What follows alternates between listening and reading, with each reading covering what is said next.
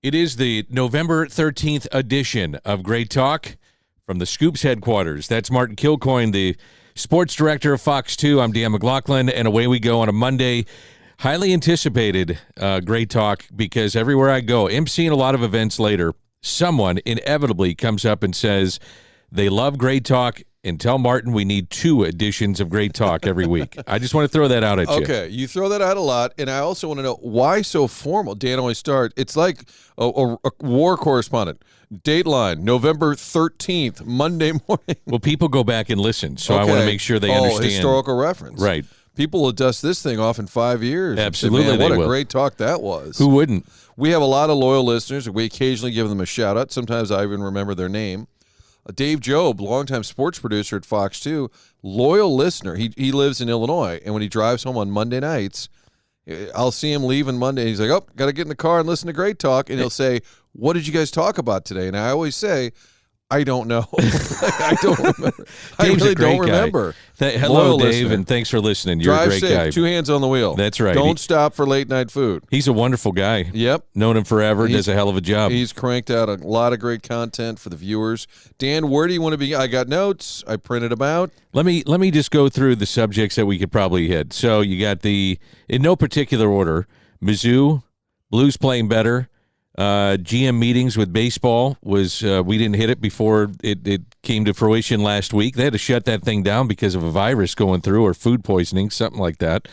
I think it was just a half day that they cut out. But there's a ton to get into. Did I miss anything? Well, you have the SLU women's soccer team advancing, the SIUE men's soccer team advancing, and I know all of this, Dan, because on Saturday night I went to the Seinfeld Jim Gaffigan show at Enterprise Center. How was it? It was great. Tons of fun, and we'll get into it. But at the end of the night, I said, great job, Seinfeld. Great job, Mizzou football. Great job, Blues. Because everything was going well for all the teams. And people immediately said, you didn't mention Illinois football. You hate Illinois. And then you didn't. So then I retweeted and said, congratulations, SIUE. Congratulations, SLU women. Roxana football, East St. Louis football. You can never cover all the ground. But there's a lot going on, and a lot of it's positive. The Seinfeld show was really interesting because somebody offered us tickets last minute, and I wasn't planning on going, but I was happy to go. It was a lot of fun. I looked it up because why are those two guys, pretty big stars, together? They only went to 4 cities. They did San Francisco, L.A., Chicago, St. Louis. I'm like, interesting. I wonder why. I have no idea why or how, but when they start out, the two of them come out. They introduce them both, and they kind of do a little shtick back and forth, and it's kind of funny, and they're like, why are we doing this together? And Gaffigan's like, I didn't know we'd be sharing a bed. They're back.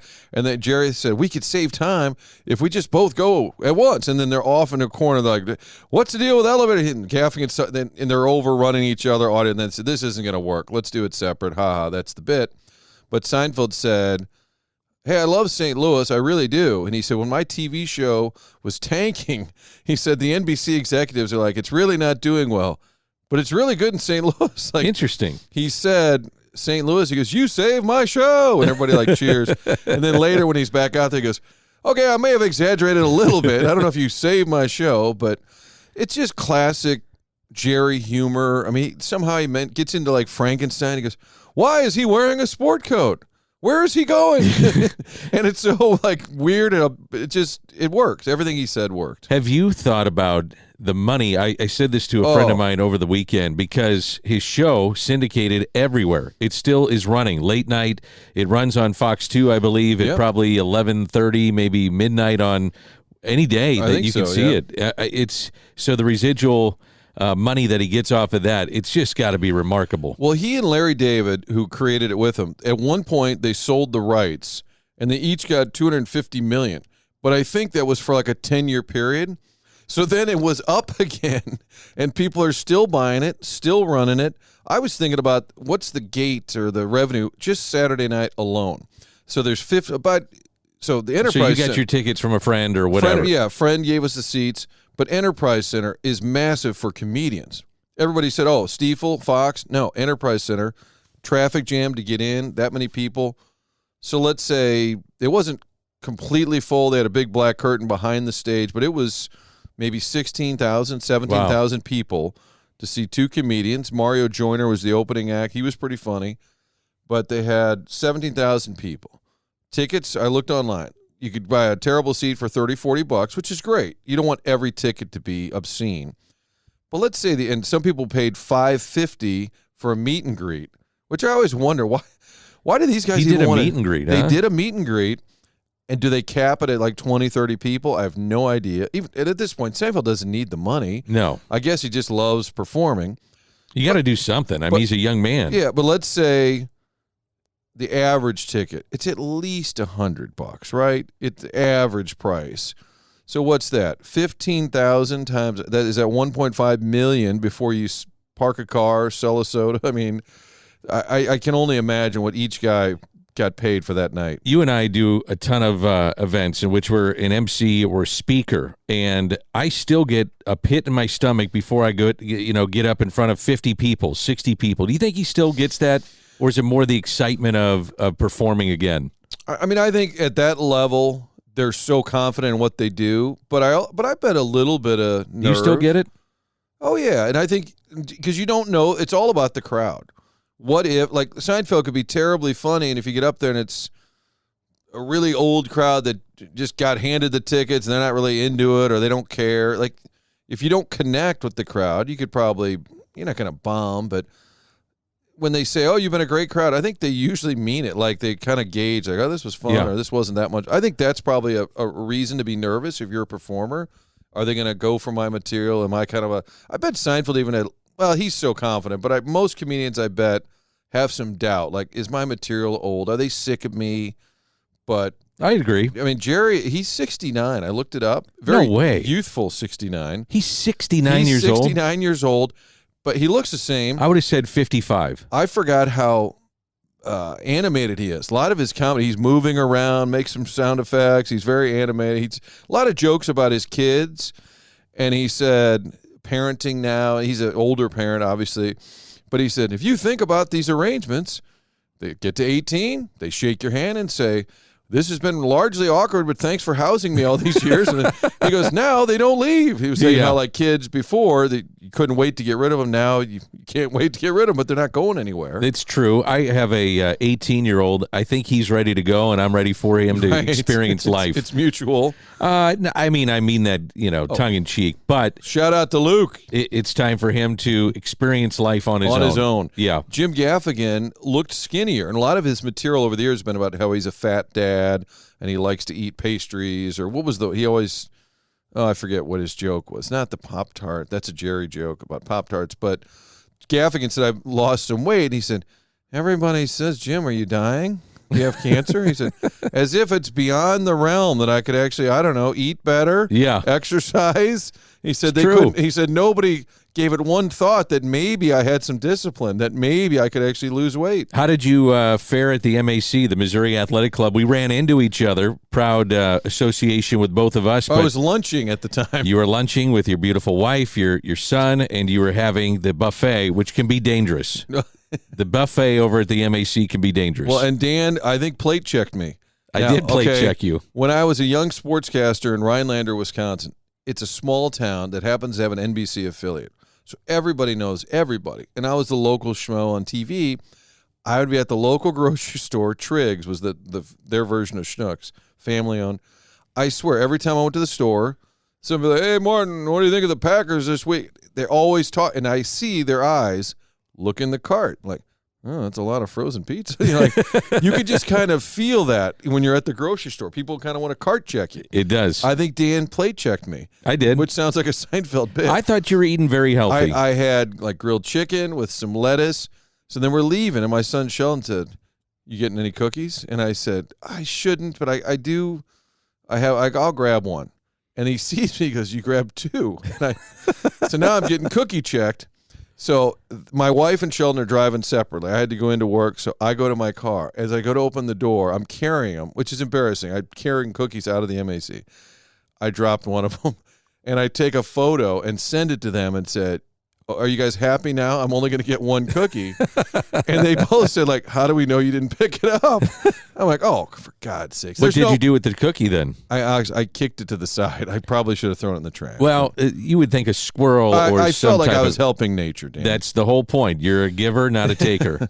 Let's get into Mizzou because this is great talk. We better get to it, Dan. Yeah. 8-2 games with Florida and Arkansas left. Very winnable. Chance to be 10-2. The Tigers are currently ranked 11th in the country. Chance to move up even more over the next couple weeks. What's significant about this season to me? The St. Louis kids? Well, the St. Louis kids, but you'd been struggling to beat Kentucky, okay? You went to their place and beat them. Prior to that, K-State, though, that was to me, that was the key. That was the key to the whole season. Where I think they could have gone in the tank a little bit. But Kentucky, Tennessee, you'd lost 4 in a row to Tennessee. Josh Heupel loved to run the score up on you. And Drinkwitz on CBS said, we kicked their ass tonight. I'm like, ooh, Coach Drink, working a little blue. I had no problem with that. And then after the game, they said something about the defense. He said, well, I think that's the lowest he's ever scored. He said he didn't say Heupel's name. So you know there's a little bad blood. But in the SEC pecking order, if you're Mizzou, yes, Georgia's great. But you got to make sure some way, somehow, you're better than Tennessee. Yeah, it's better the than second Kentucky. tier. Yeah, so Ole Miss. So you beat those teams head-to-head. Florida coming up here, that's how you finish second in the SEC East. Agreed. You want to win it every once in a while, but those are the teams you got to beat, and they hammered Tennessee. So it takes you to 10-2 if you win Florida, if you win the day after Thanksgiving against Arkansas. I think one of the stories for me of this season is the St. Louis kids. Yep. Luther Burden, Cody Schrader, Quinn, the quarterback, Cook. I almost said Quinn. I almost said Brady Quinn. There's Brady Quinn, who's on all the Fox shows, yeah. And then you got Brady Cook. So Brady Cook would be another one, but the St. Louis kids, so what does that do going forward? What does that do with Ryan Wingo? Does he think, you know what, maybe I want to stay home. Maybe I want to play for these kids, with these kids. And I don't know. I think it's something that you have to look at going forward is what does it do for recruiting here in St. Louis? And there are good players within the state. You wonder what's the quality of football here in the state of Missouri. It's pretty damn good, man. Pretty damn good. And I think a lot of us were saying going into the year, can you win double digits with Brady Cook? We love him, local guy, but is he a guy who you can do that with? Is Cody Schrader an SEC caliber back? I think those were fair questions going into this year. Can Drinkwitz turn the corner? They'd won 6 games every year. I think people had kind of lost the luster with him and said, I know he's funny at the microphone every once in a while, but just win some games. All 3 of them, I think, had critics going into the season. Their mantra has been something to prove, STP, and a lot of teams have cheesy slogans and mantras, but I think that one fit because I think people were doubting Drinkwitz. I was on the fence. I'm like, I don't know, we'll see, but at some point you got to turn the corner.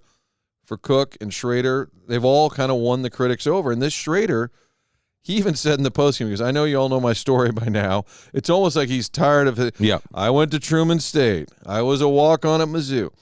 But it almost can't be said enough. I agree. I mean, that this guy from Lutheran South and Truman, he had 321 combined yards, 205 on the ground, 116 through the air. He was Marshall Faulk on Saturday. Would you, if Fox 2 came to you and said, you have $76 million to walk away, and it's guaranteed, and so I'm talking about Jimbo Fisher at Texas A&M. Unreal. Would you do it? And what do you think about these guys guaranteed? Yes. But you still have to do something. You're a young man. You would be so bored. Well, I mean, I don't think Fisher, if they said to him today, hey, we can give you $76 million to get fired, or you can stay and continue to coach, he would pick coaching for sure. I think so, too. He's not looking to get fired, but that does ease the pain a little bit. Just obscene, these buyouts. Yeah. And this is the dead money in the NCAA coaching pool is enormous. It's the greatest job in America to be a college coach that got fired. Get fired, get paid. I mean, I don't remember the math, but we love Travis Ford down at SLU.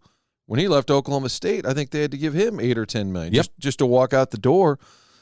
All these academic leaders are supposed to be like the higher learning, the smartest people on the planet. How dumb are they? You'd have These deals they cut. I'm fascinated where Jimbo Fisher goes. Million. $76 million. God. And the Mississippi State coach just got fired. Yep. who got beat by Jimbo, I guess, the other day. Well, I guess this was done on Thursday. They knew win, loss, draw. It didn't matter. They were going to make this move. The Board of Regents at Texas A&M got together, and they said, okay, it's over. Let's swallow the $76 million, and let's get ourselves another coach. Find a coach that's recruiting like he's getting top recruits to go there. It's just hasn't brought them a national title or an SEC championship. But still, it's not like he's been awful down there. That should tell you the expectations of big-time college football and what people expect. By the way, coaches, I don't know if you saw the post-game interview with the Michigan interim head coach with Jim Harbaugh being suspended, but he's dropping F-bombs on national TV. On Fox 2. I missed that. It was unbelievable. We had a 6-year-old I bleep and love you, Coach, crying. And so they didn't bleep it, right? They didn't catch it? It was live. Yeah, I always thought he dropped another, I think he dropped an S-bomb, too. I can't wait for Michigan, Ohio State.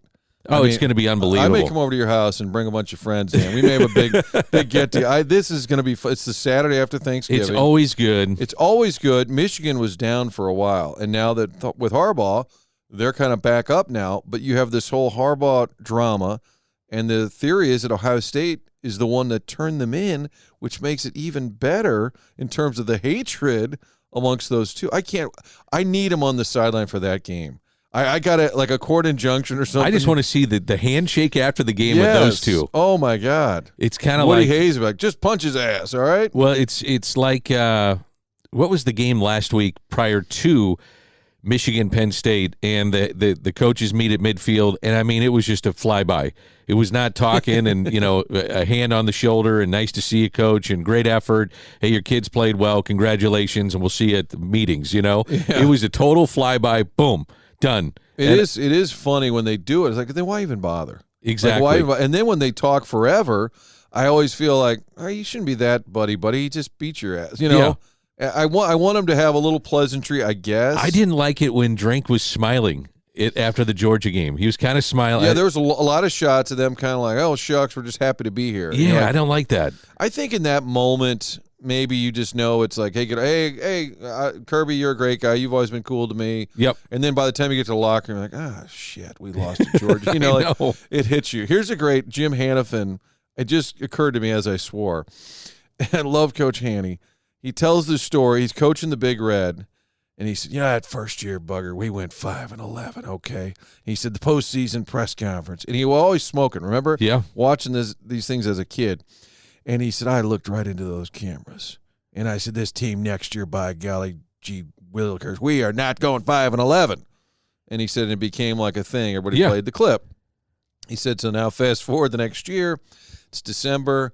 He said, I'm walking the sidelines. We're playing the Eagles, and we're getting our ass handed to us.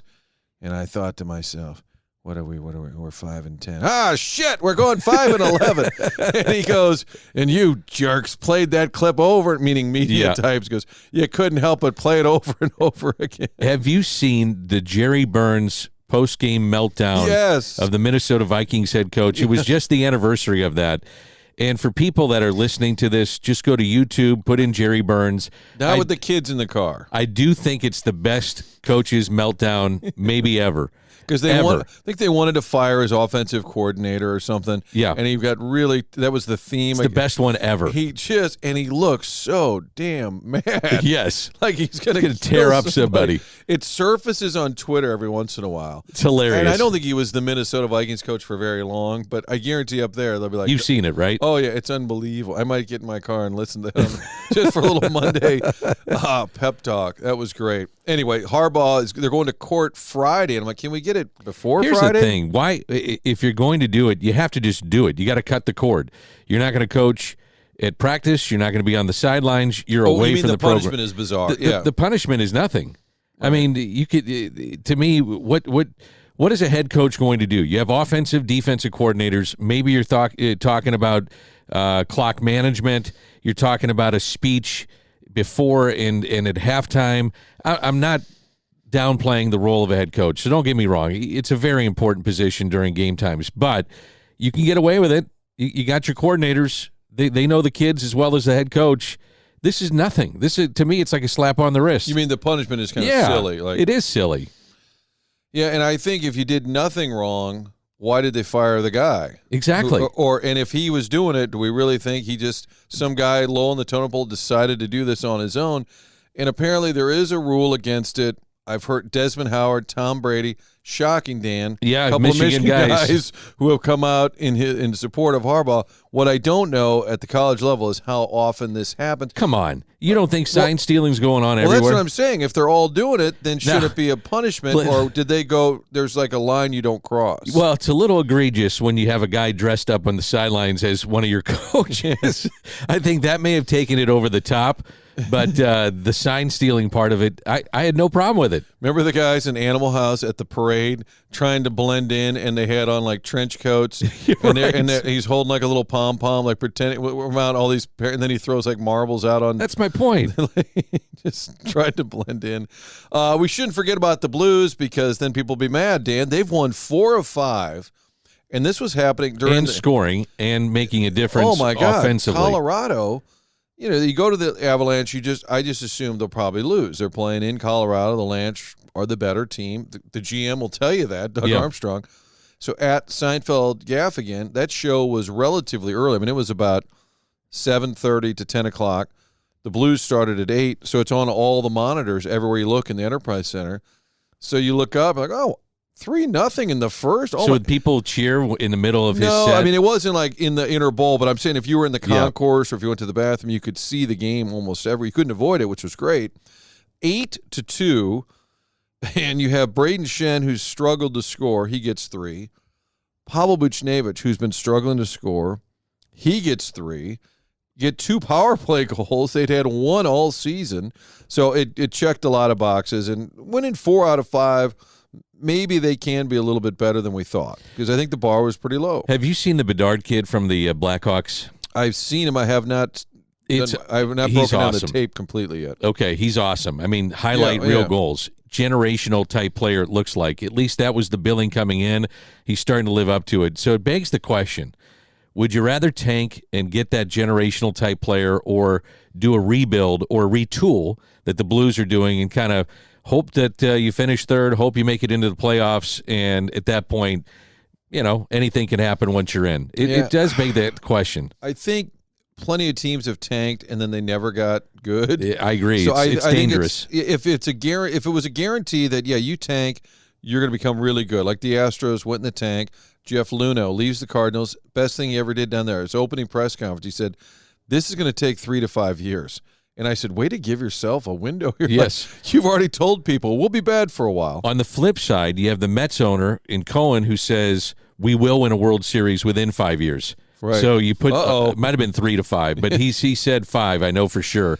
So it puts all the pressure on you to win. I think the Blues and Cardinals are in a similar position. I think they do rely on the gate, the revenue, and I don't think they want to be a team that just says we're going to be terrible. Point. Yeah. And I think also that they just both have it kind of in their DNA. We just don't do that. So they're kind of stuck, though, because then how do you rebuild on the fly when some teams do just say, we're going to be lousy for a couple of years? I mean, the Cubs did it. The freaking Chicago Cubs went into the tank. I want to give a shout-out to Randy Fuse. I was with RandyFuse.com. Does he go by .com on it? Like, is it just driver's license, RandyFuse.com? And the athletic program, just take a guess how many teams that they got. They got lacrosse, they've got soccer, they've got football, they've got a little bit of everything going on. Just take a guess. Around St. Louis, like all age groups? Metro. Yeah, all the age groups, in Metro. Every different sport. They've got 30. 300. Right around 300. Oh my God. I couldn't believe that. I wanted to throw that out at you. Wow. Shout out to Randy.com. Fuse.com. Fuse.com. When I see Randy, I'm just going to call him .com. You should say, on Great Talk, Danny Mac, all he says is Fuse.com. .com. Hey, we're coming to you from the Pasta House Studios. 19 area locations. We should tape one of these on site, Dan. We should go to the Pasta House. I was at the MAC this morning. We were going to tape it there. I forgot. Yeah, nice work. I was there at 6:15. I text Dan on Sunday nights, 8 a.m. tomorrow? Sure. Like I'm twisting his arm via text. You could have said, "Are we meeting at the Mac?" I figured that you had things going on. I could get a couple of cookies for breakfast. You're a busy man. I didn't want to bother you. Right, Dan. Sure. I can just tell the tone of the text. No, it's just sure. Yeah, sure. That's why texting, you don't know the tone. Marita Villa Senior Living, they're at the corner of Clayton and Weidman Road. I think a week and a half away from flipping the lights. The old Christmas tree will be going up. That's always festive and fun. Appliance discounters for all your appliance needs. Triad Bank, our buddy Jim Regna, the CEO. They've got 2 locations, St. Louis-based bank. Randy.com Fuse. Yeah. The Ascension Charity Classic. Get your tickets. Great gift item right around the corner. Steve Spratt, Nick Ragone running the Ascension Charity Classic here at 8:30 in the morning. I just missed a call from Steve Spratt, so I'm going to call him a little bit. Okay. That's part of so Great now Talk. if Steve is listening to Great Talk, he knows. Now, if you don't call him back, you're like, hey, I heard you mention that you knew I called. That's right. So I'm going to make sure and call him back. Can't duck that call. No, there's a lot of great things going on. And then, Dan, I'm a journalist first and then a Marquette fan second. But I will be attending for work. Illinois hosts Marquette tomorrow night, Tuesday night in Champaign. You going to do a live shot? I am going to do some coverage. We've Oh, got good for you. got an affiliate up there. My buddy Matt Offenberg is an Illinois guy. Yep. And we're going up together to watch Illinois Marquette. I, of course, will do some television work there. Awesome. From Champaign. Looking forward. I've never been to a basketball game in Champaign. Oh, it's neat. I went when they were good. There was Rob D. The Dizzle was always going, or Mo Drum. I never got to go. Did a feature on Bruce Weber up there. He lives in St. Louis. I didn't know that. You know that? He's going to be on radio with me next week. Is he really? I didn't know that. How did you find that out? Very random. Somebody in Webster said, "Hey, Bruce Weber lives here," and I said, "Bruce Weber lives in Webster? What?" I shouldn't be giving away his home address, but I think he travels a lot. Did. But they have a home base, I guess, or he does a lot of Big Ten Network right now. He's great. Made a great guy, made a ton of money between, Illinois and Kansas State. And I guess if you retire, do you want to stay in Manhattan, Kansas? No offense. Probably not. Probably not. You coached in Champaign. You're not going to go back there. From Milwaukee. I would have guessed Chicago because the Big Ten Network is based there, and it's close to Milwaukee. It's, Illinois roots. But I remember him on the radio many times with me or Frank Cusimano saying, anytime I come to St. Louis, he's like, my wife wants to come. She loves coming. I remember him saying that. I'm going to ask him about that. So I guess maybe he's got a place in Florida. You just bounce around. Yeah. And this time of year, a lot of your college stuff is right here in the middle of the country, Big Ten Network. So I'm going to Champaign for my first ever basketball game, and I will be a journalist first. No cheering, no butt slaps, Dan. No, you love to. No high fives. Hey, guys, go get him. Beat the Fighting Illini tonight. Go little get pat on the butt, little high five. No. So, do you have any, when the city guys came out and you were doing that, did you have any? No, hold on. Did you have any choreographed handshakes? That was a couple weeks ago before their playoff tank job. It was me who was the real issue. They were doing just fine until I was in the tunnel as they were walking by. I want to give a shout out, by the way. This time next week, the new inductees for the Missouri Sports Hall of Fame will have been inducted, the St. Louis class. So Bernie Miklasz of Scoops is going in. Jay Delsing is in that group. Jay Delsing is going in. Tony Van Zandt is going in. I think Adam Wainwright is going in. There's Jared Kenny Backman. Wallace. It's a huge list. Yeah, Kenny Wallace. So there's a lot of big names, and it should be a great class going in Sunday, I think, for the Missouri Sports Hall of Fame. You mentioned the baseball meetings. Not a whole lot happened. John Mozeliak made some comments that caused people to step back because I think he was walking back a little bit. Hey, we're going to go get 3 starting pitchers. That was about the only thing other than the Craig Counsell news going. Did we talk about that, or was that after I think it was after we had our little huddle. $40 million for him. I mean, good for him. I've always thought the managers should get paid more because it's such a grind. And the game, I mean, let's say your star player makes 30 to 40 million, and he's the star, but the manager is putting in a lot of days. So I think managers should make a little bit more. But why would you say that when much of this is dictated from the front office? It is. I mean, but I think managers should get paid more is what I'm saying. Yeah. Because if a star player gets $30 million and the manager, his job all day, whether he's good or bad, if he's your manager, he's going to be, it's a long season. Tell me that job isn't worth at least $2 to $3 million. Yeah. And now Counsell gets 8, highest paid manager. First person who should be on his phone is Bruce Bochy. I think I should probably be the highest paid manager. Yeah. I mean, how could he not be? Just raise the bar for everybody else. That's what I was thinking, is like every GM or president of baseball operations or owners going, really? $40 million? Now, if I want to get that guy, he just set the bar for the market. 100%. Every manager out there has got to be thinking, all right. But the next big thing in baseball will be the GM or the baseball winter meetings next month in Nashville. The GM meetings, they just kind of sit around and talk. It's a lot of talking. Until they get food poisoning, lay the groundwork. But then the big deal is going to be in Nashville. I always get a kick out of Scott Boras. He's got some key sayings for various teams and various players that he represents. I guess the big news coming out of what will be the winter meetings outside the local aspect of this will be Ohtani and where he winds up. Will there be some rule changes as you go forward? Maybe automated strike zone will be something. What happens with the Las Vegas, I guess, the Vegas A's? Where are they going to play? There's some interesting things going on. Looking forward to that. We've got a lot to look forward to, Dan. That means each and every week we've got plenty of great talk.